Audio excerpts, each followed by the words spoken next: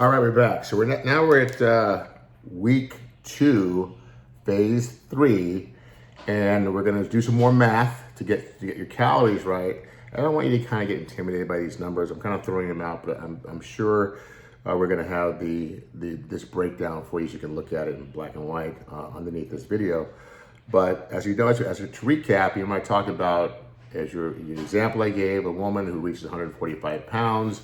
You want to reset your hypothalamus at your new weight set point. That is going to be now the weight that you don't want to increase more than 2 pounds or lose more than 2 pounds during the stabilization phase.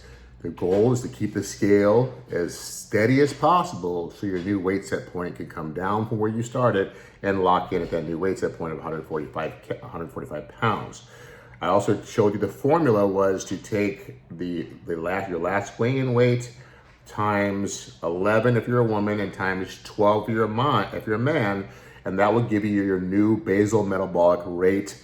That means the calories in which your body can ingest in order for you to maintain your weight. And it's actually a slight deficit in order for you to kind of keep on the lower end of your weight. And if you actually start dropping too much weight, you can increase your calories, a couple hundred calories to lock into that new weight set point. But just to give you the guidelines so you know the calories you're supposed to intake to keep your weight at the right goal, or the right weight set point, no matter what your weight is. It doesn't matter what your gender is at the time that you finish. Any one of you just does the formula and does the math by using times 11 or times 12, depending on man or woman, you'll be able to know the number that's best for you. So for example, I gave you the 145 times 11 was 1,595 calories. I said to make the math easy, just roll up to 1,600 calories. So now week 1, we knew that the minimum caloric intake you wanted to take in is 1,250 calories. So if I subtract 1,250 from the 1,600, that's going to leave me 350 calories remaining that I get to spread out over the next couple of weeks.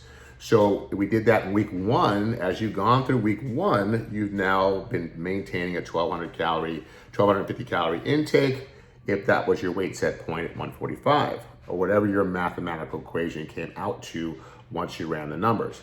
So now we're going into week 2, you want to increase those calories slightly. So what I did is to make the formula easier for us, in the beginning when we did this, I took the balance of what was left over, that was 350 calories given the example I gave you. Remember, this is only the correct math and numbers for the example I gave you. So don't listen to this video and think that everyone's supposed to be at 1,250 and then everyone's supposed to only go up to 1,425 and then 1,600, because for some of you it's going to be way too low of calories and you're going to cause your body to go after lean muscle. So please know this is only an example of the mathematical equation that's right for you.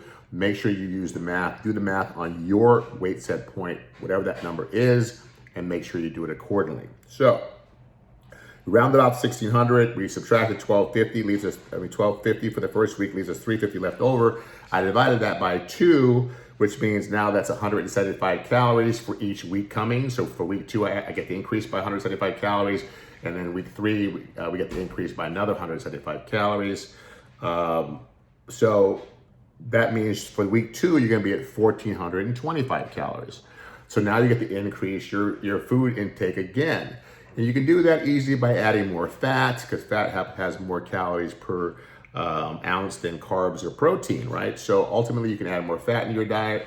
You can add more protein to your diet, add more vegetables, add some more fruit to your diet, and do the make sure that all the numbers come out.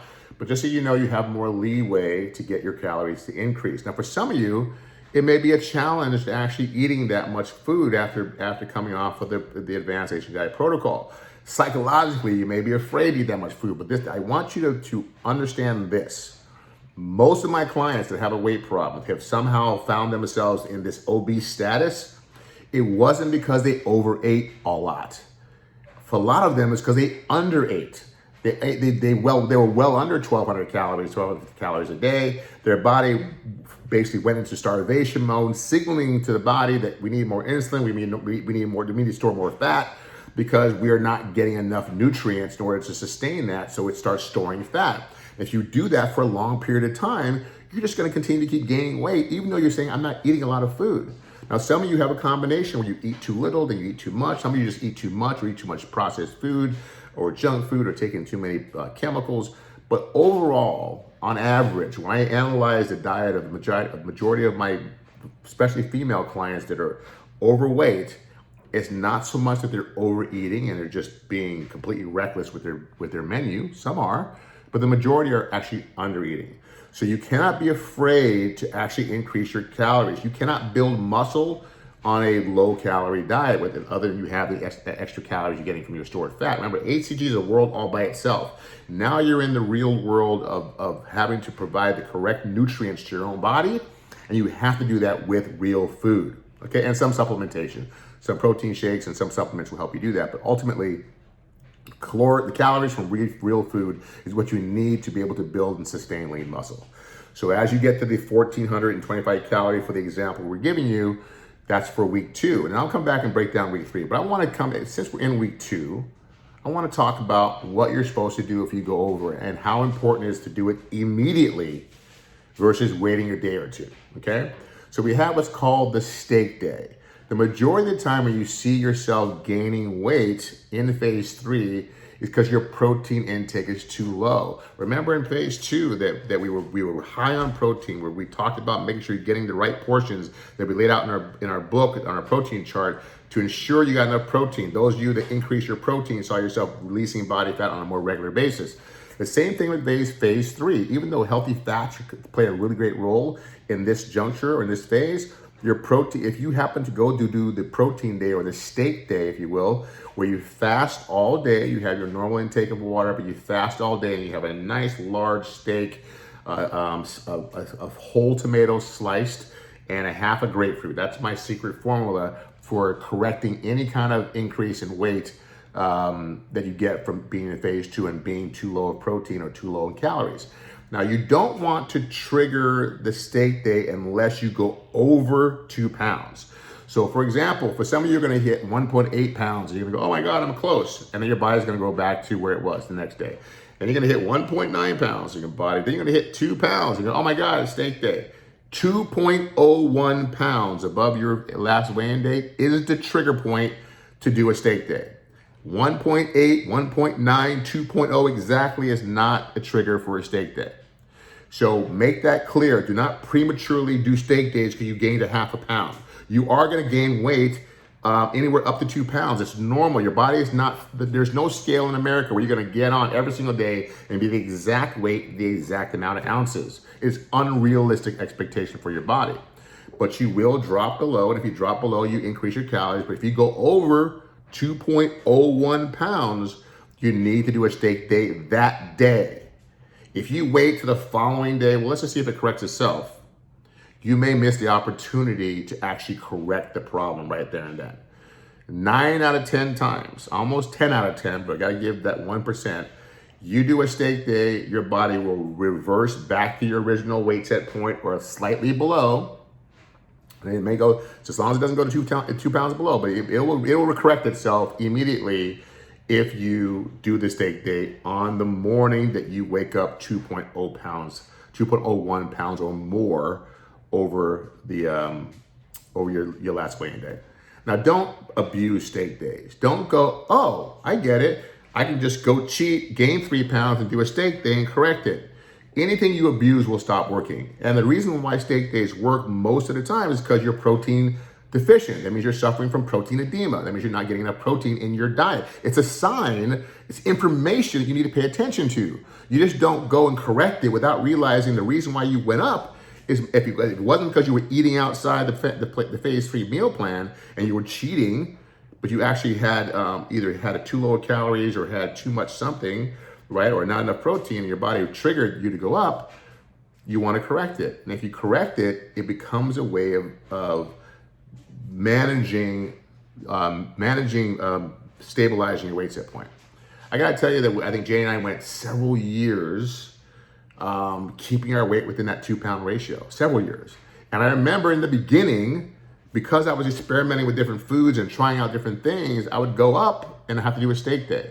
I think in the beginning, I may have to do a steak day like once a week, maybe once every 2 weeks, and then it became like once a month, and then it became like once every couple of months because I finally dialed in the menu that was working best for me. I kept my exercise consistent, I kept my cardio consistent, and I fell into this nice little lull of a lifestyle that I could live pretty easily. And sometimes we go out and make some poor choices, or go to a party and decide to indulge, and we find ourselves, ouch. And this was several months beyond phase 3. This isn't phase 4, but I just letting you know that the steak day, if in fact you are deficient in protein and holding on to water, will make the corrections instantaneously within that. Once the day, the next morning after the steak day, you should be automatically rolled back.